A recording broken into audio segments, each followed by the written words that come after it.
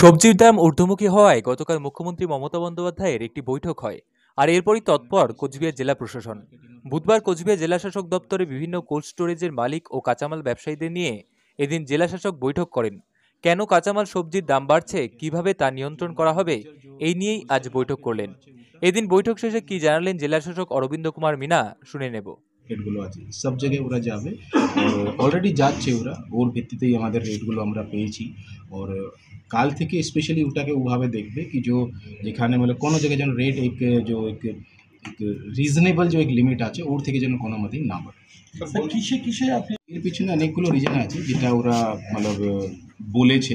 তো ওরা ধরুন একটু বৃষ্টির জন্য ওরা বলছে কি বৃষ্টির জন্য একটু ভেজিটেবলের দামগুলো বেড়ে যায়, তারপরে বাইরে থেকেও আনে, ট্রান্সপোর্টেশনের ওই আছে, লেকিন যেভাবে বেড়েছে ও অত লেভেলে বাড়ার কোনো লজিক নেই। তো আমরা ওদেরকে রিকোয়েস্ট করেছি এটা যেন ইমিডিয়েটলি ওরা দেখে, ইমিডিয়েটলি যেন কাল থেকে এর ইম্প্যাক্ট যেন সব জায়গায় যে মান্ডিগুলো আছে সব জায়গায় যেন দেখা যায়, আর মানুষ যেন বুঝতে পারে কি ভাই যখন অনারেবল সিএম বলেছে তাহলে ওর ইম্প্যাক্ট যেন বাজারে ইমিডিয়েটলি দেখা যায়। एक्चुअली আমরা সবগুলোকেই রিভিউ করেছি, চাहे वो आलू हो, ऑनियन हो, टमाटर हो, भिंडी हो, झींगे हो, लाव हो, जो ডেইলি লাগে আমাদের এখানে সেন্সার ক্ষেত্রে সবগুলো রেটগুলো অ্যানালাইসিস করা হয়েছে। আর আমরা সবার উপরেই কাজ করছি, কোনো মতেই যেন কোনো প্রোডাক্টের দাম এক আগেই বলি যে রিজনেবল এক লিমিট থাকে ওর থেকে বেশি যেন না হয়।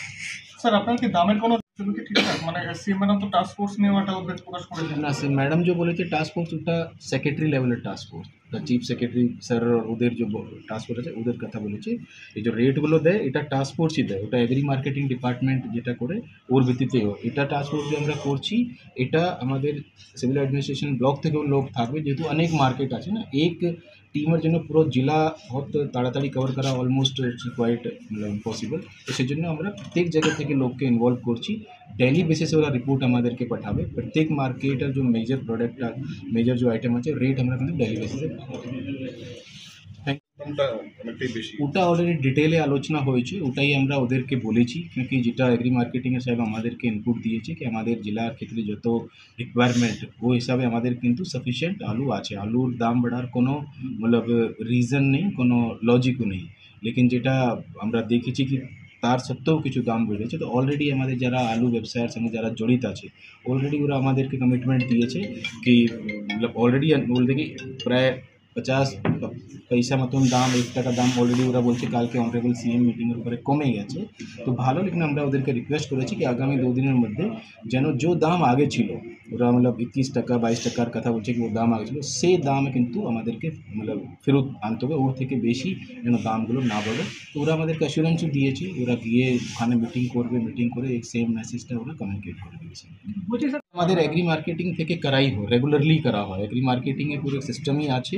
ওরা মাঝে মাঝেই সার্ভে করে রেটগুলো আমাদেরকে দেয়, তার ভিত্তিতেই তো আমরা জানতে পারি কি কোন প্রোডাক্টের রেট কোন আইটেমের রেট বাড়ছে কমছে, তার ভিত্তিতেই আমাদের ওটা রেগুলার প্রসেস আছে। বলছি হিমঘরগুলোতে এক এক জায়গায় 10, 15, 20 টাকা ডিফারেন্স হয়ে যাচ্ছে, এই বিষয়গুলো কি डेफिनेटली जो टास्क फोर्स যখন যাবে ও এই বিষয়গুলোকেও দেখবে कि भाई যখন হোলসেল যে রেটে ওরা কিনছে তো ডিপেন্ডস অন ডিস্টেন্স, এক যে লজিক্যাল এক রেট হওয়া উচিত ওটাই যেন হয়।